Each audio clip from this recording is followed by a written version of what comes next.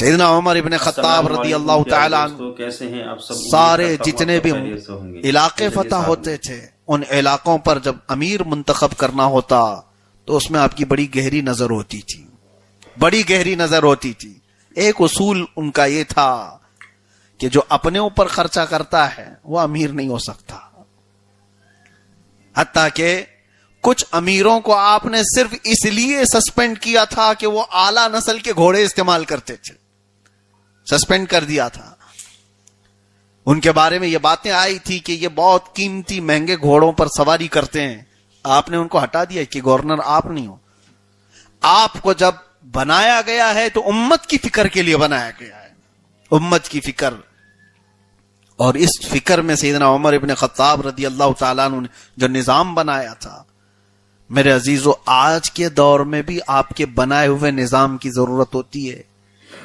فوج کے لیے کس طرح کے لوگ بھرتی کیے جائیں گے، فوج کو کتنے دنوں تک دور رکھا جائے گا ان کے اپنے خاندان، ان کی بیویوں سے۔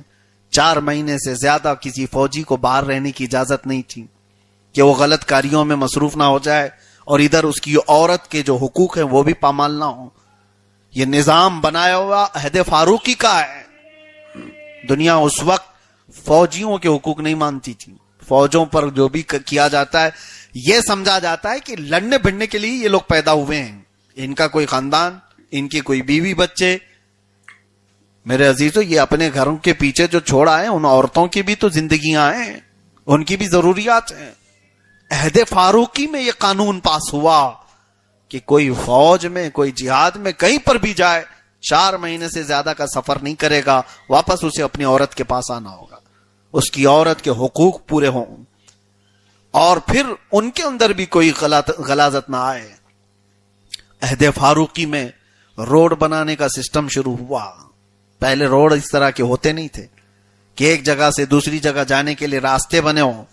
یہ سیدنا عمر ابن خطاب رضی اللہ تعالیٰ عنہ کے زمانے میں، اور آپ کو میں بتاؤں بالکل ڈیولپڈ جو لے آؤٹ بنائے جاتے ہیں، ٹاؤن شپ جس کو کہیں، یہ سب سے پہلے عہد فاروقی میں کوفہ اور بصرہ بنایا گیا تھا، جس کو ٹاؤن شپ کہیں۔ جیسے ایک نئی کالونی بنائی گئی جس میں سسٹمیٹک کہاں گھر ہوگا، کہاں دکانیں ہوں گی، کہاں بازار ہوں گے، کہاں ڈمپنگ گراؤنڈ ہوگا، ہر چیز۔ یہ سب سے پہلے اس دنیا میں نظام لانے والے حضرت عمر فاروق تھے۔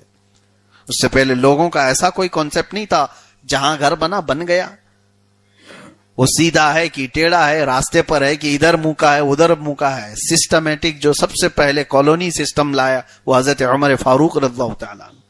اور پھر دنیا الگ الگ تاریخوں پر اپنے دن گنتی تھی، عیسوی تاریخ بھی چل رہی تھی جس کو AED کہا جاتا ہے۔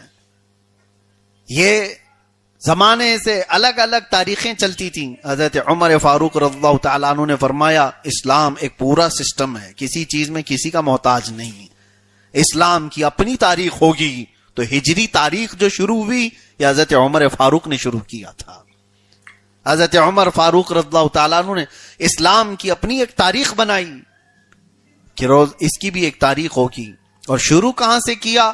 جب رسول اللہ صلی اللہ علیہ وسلم ہجرت فرما کر مکہ سے مدینہ تشریف لائے، وہاں سے پہلی ہجری کو شروع کیا۔ تاریخ کا، ہجرت کا، ہجری تاریخ جو آج بھی آپ دیکھتے ہیں، ویسے مسلمانوں کو اب ہجری تاریخ سے کہاں لینا دینا، یہ سنڈے منڈے جنوری فیبروری والے لوگ رہ گئے۔ اب اتنا تو معلوم ہے کہ ہماری محفل میں آئے ہو تو محرم تو ہے، مہینے پہلے سے تھے، لیکن تاریخ اس میں جو بنائی گئی ہے ہجری تاریخ کب سے شروع ہوئی؟ یہ عہد فاروقی سے شروع ہوئی۔ میرے عزیزو، کیا آج ہم اس تاریخ کو بھی یاد رکھتے ہیں؟ آپ مجھے بتا سکتے ہیں یہ ہجری کا کون سا سال چل رہا ہے؟ 1458۔ بہتوں کو اس چیز کی خبر بھی نہیں رہتی کہ 1448 چل رہا ہے، 1445 چل رہا ہے، کچھ پتہ ہی نہیں ہے۔ توجہ دو، تمہاری اپنی آئیڈینٹی ہے، یہ تمہاری اپنی شناخت ہے، اور دنیا نے اس کو تسلیم کیا تھا، دنیا نے اس کو مانا تھا۔ اور دنیا کو جب کبھی کوئی معاملات کرنے ہوتے عربوں سے، وہ یہ نہیں کہتے کہ 15 جنوری کو یہ ہونا ہے، وہ کہتے 15 رجب کو یہ چاہیے۔ میرے عزیزو، آج آپ اپنی تاریخوں کا اہتمام کیوں نہیں کرتے؟ ہمیں تو کتنے لوگوں کو پوچھنا پڑتا ہے، سیدھے منہ اٹھا کر کے آگے کہا حضرت 25 سپٹمبر کو میری شادی ہے، آپ ہیں کہ نہیں ہیں؟ ہم ان سے پوچھتے ہیں اس کے مطابق مہینہ کون سا ہے اسلامی، ہم یہ تو دیکھ لیں۔ ان کو پتہ ہی نہیں، اچھا وہ بھی ہے، میں دیکھ کر کے آتا ہوں، سپٹمبر میں کیا چل رہا ہے وہ دیکھتا ہوں۔ تمہیں یہ ہونا چاہیے تھا پہلے آ کر کے کہتے کہ 20 ربیع الاول کو شادی ہے، پھر ہمیں پوچھنا پڑتا کہ اس میں سپٹمبر ہے کہ اکتوبر ہے۔ تمہاری فرسٹ پرائیورٹی یہ ہونی چاہیے تھی، آپ پہلے اس ہجری تاریخ کو ترجیح دو جو ہماری شناخت ہے، جو ہماری پہچان ہے۔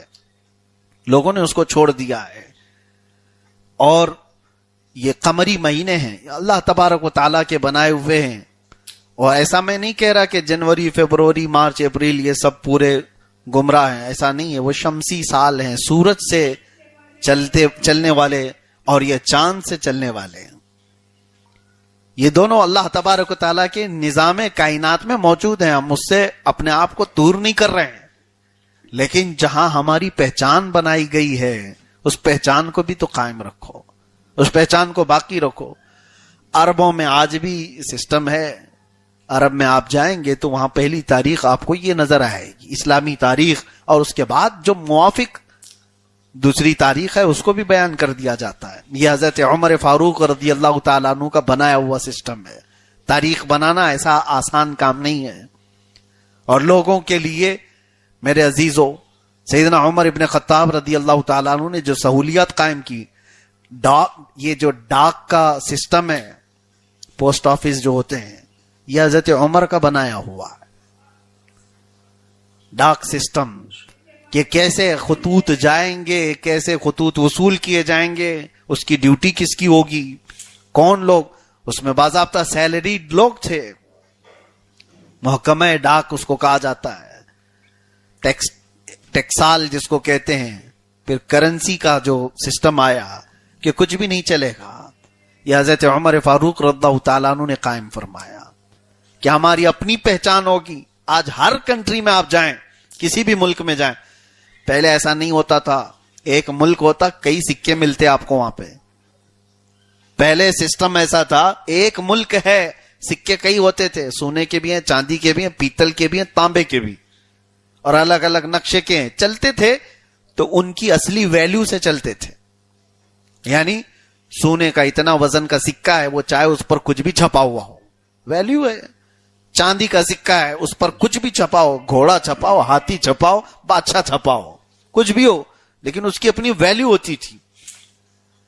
تو اس طرح سے سکے چلتے تھے۔